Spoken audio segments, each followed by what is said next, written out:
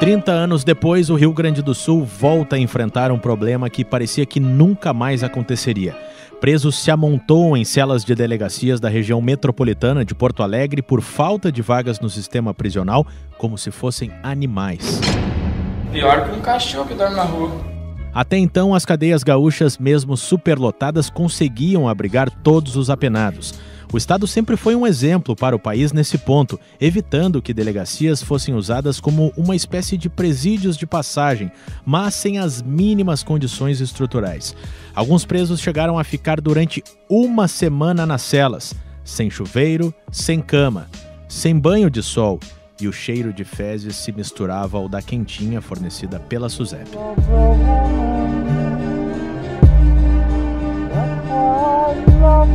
Antônio Vicente Vargas Nunes é responsável pelas delegacias de pronto atendimento de Porto Alegre.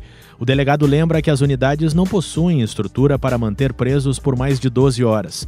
Lembra que não há condenados nas celas, mas a impressão que fica é de uma espécie de pena física. Isso causa um transtorno enorme, porque essa massa carcerária aí que já fica nas delegacias começa a ficar impaciente e com razão, porque afinal nós não temos penas físicas na nossa legislação, e o que está acontecendo é isso, são penas físicas, porque não há mínima condição, eles estão amontoados com alimentação precária, em ambientes com pouca ventilação, e isso aí começa a causar risco de fuga, eles já se agrediram dentro das celas, os policiais também ficam sob tensão, porque tu tem que um olho no peixe e outro no gato. Tu está atendendo uma vítima que chega no plantão e tem que cuidar o que está acontecendo dentro da cela e o que possa acontecer se houver uma revolta deles também. Então, isso tem atrapalhado infinitamente o nosso trabalho.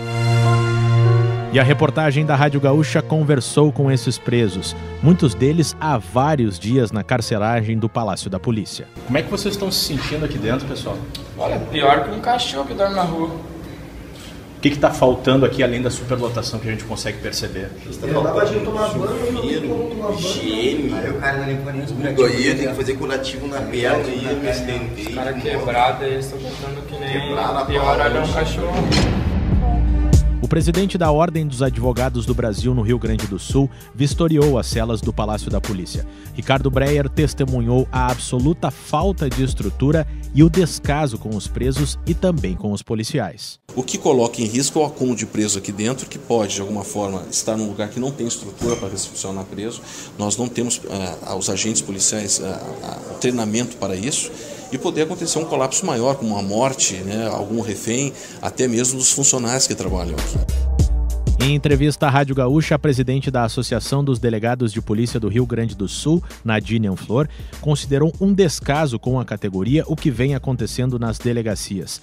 Lembra que mesmo com os salários parcelados, os policiais têm ampliado o número de operações. Cita o caso de um preso doente que não era transferido. Na semana passada nós tivemos um tuberculoso no Palácio da Polícia, na DPPA, ali da Ipiranga. Agora estamos com tuberculoso baleado na região metropolitana. Então são presos que eram para ficar durante o período necessário para a lavratura de um flagrante, presos que estão sem as mínimas condições de higiene.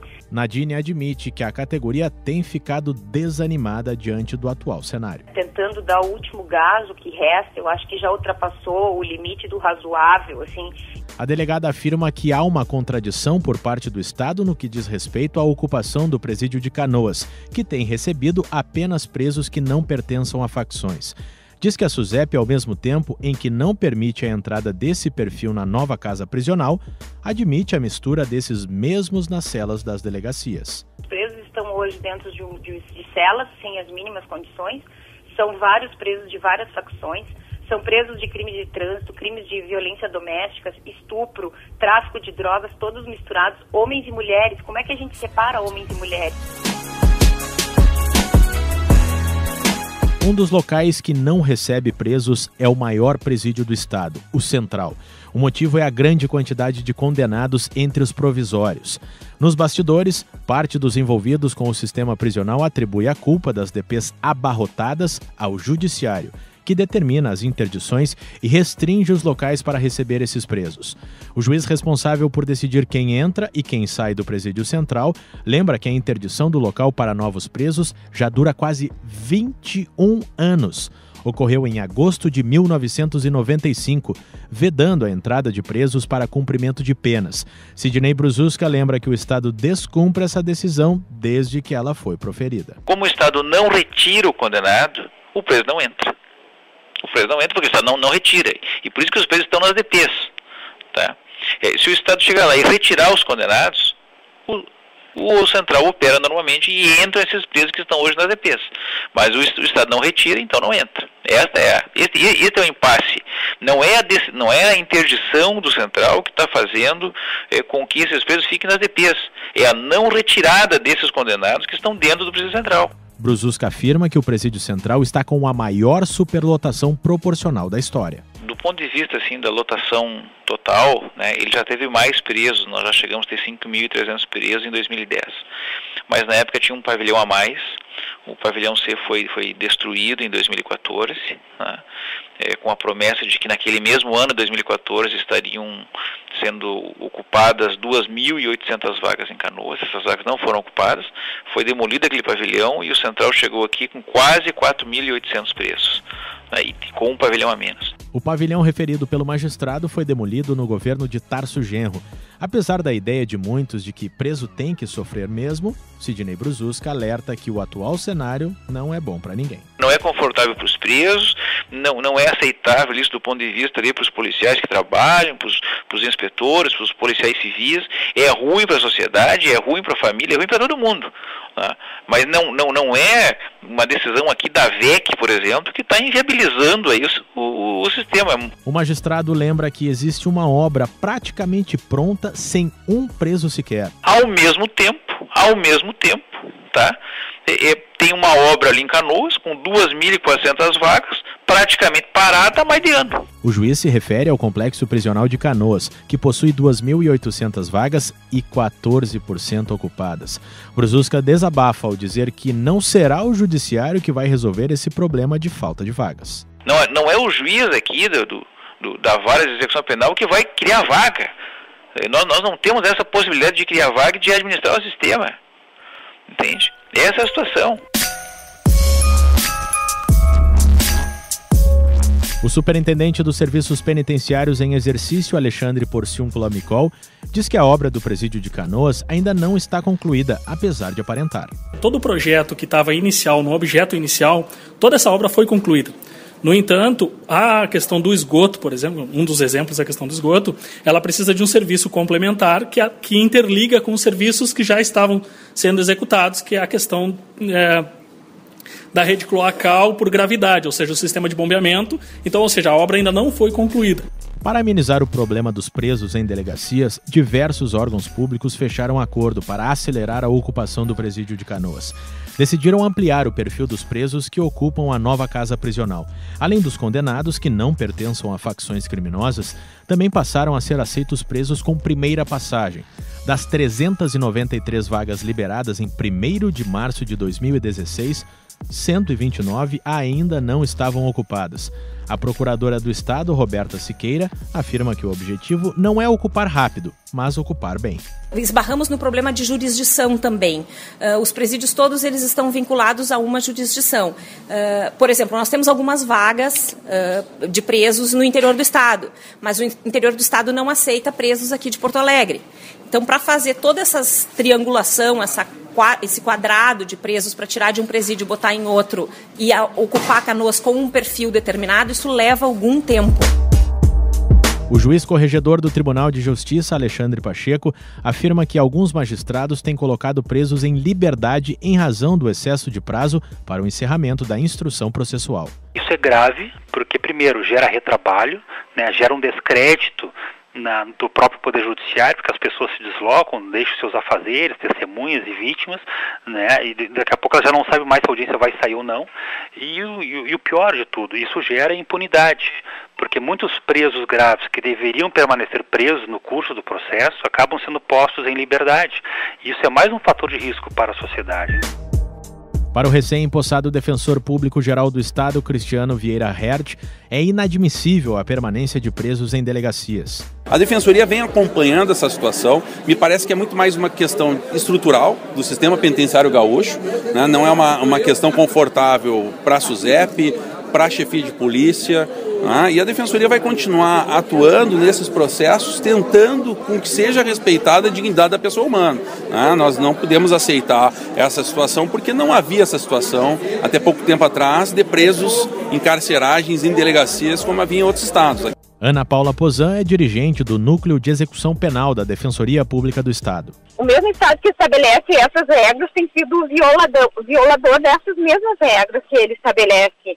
Em desrespeito aos policiais civis também, que estão em desvio de função, sem a segurança adequada, fazendo as celas de delegacia verdadeiras celas que deveriam ser nas penitenciárias, né? A defensora pública reclama do descaso com os direitos humanos. Não tem condições de higiene e muitas vezes nem mesmo de alimentação.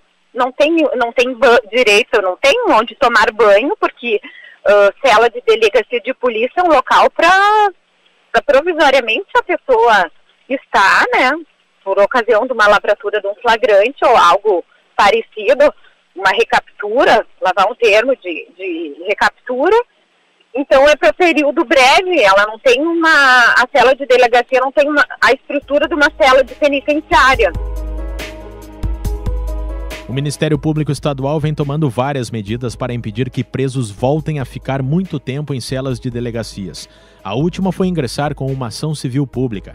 O promotor Luciano Vaccaro, coordenador do Centro Operacional Criminal do Ministério Público, faz um alerta. E isto pode acarretar também uma eventual soltura daqui um pouco pelos juízes criminais, né, diante desta questão que é calamitosa. O promotor defende mais agilidade por parte dos órgãos envolvidos na ocupação do presídio de Canoas. Para ele, essa será uma solução para evitar que o problema volte a acontecer. Há uma estrutura prisional nova no nosso entorno aqui, né, na capital, que é o presídio de Canoas, procurar paulatinamente também ir ocupando com novos presos essas unidades, a primeira unidade que está inaugurada, e também que nos unindo aí em esforços com o governo do estado, com o estado, que as outras unidades lá de Canoas possam efetivamente ser inauguradas, e aí nós teremos uma demanda, né, de regime fechado para atender esta demanda reprimida aí que nós temos com os presos em delegacia. O presidente do Movimento de Justiça e Direitos Humanos, Jair Krischke, diz que só tem a lamentar o que tanto orgulhava os gaúchos. Lamento profundamente constatar que aquilo que muito nos orgulhava, a todos nós gaúchos, de ser o único estado do Brasil que não tinha presos em delegacias. Lamentavelmente, agora, nos últimos tempos, passou a acontecer. É inadmissível. Defensor histórico dos direitos humanos, Jair Krischke pede providências ao governo do estado. Não se pode conceber que um preso seja mantido em delegacia a não ser por aquele tempo mais do que suficiente da polícia tomar aquelas providências e imediatamente encaminhá-lo a um estabelecimento penitenciário. Assim é que se faz nos países civilizados. Então, na medida em que o Estado fracassa rotundamente no seu sistema penitenciário, é que volta a ocorrer esta barbaridade. Acho que o governador do Estado deveria imediatamente reunir os parcos recursos que detém e eliminar com esta chaga.